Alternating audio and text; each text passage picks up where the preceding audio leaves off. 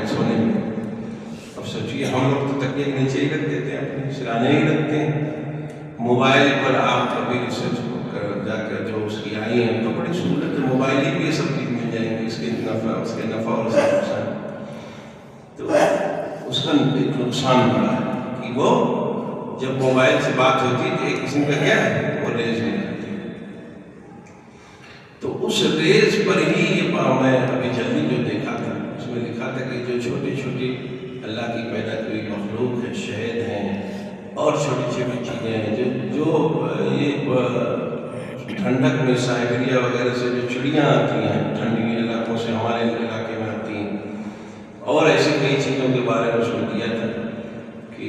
وہ لوگ اپنے جگہوں کو بھول جاتے ہیں.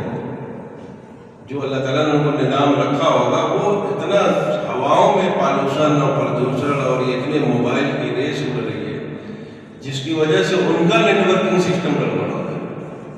وہ لوگ صحیح جگہ پہ پہنچ نہیں پا رہے، جہاں جانا ہے وہاں اتر نہیں پا رہے ہیں، مکھیاں اپنے گھونسلوں میں پہنچ نہیں پا رہی ہیں، وہ کہیں لے کے کہیں چلی جا رہی ہیں،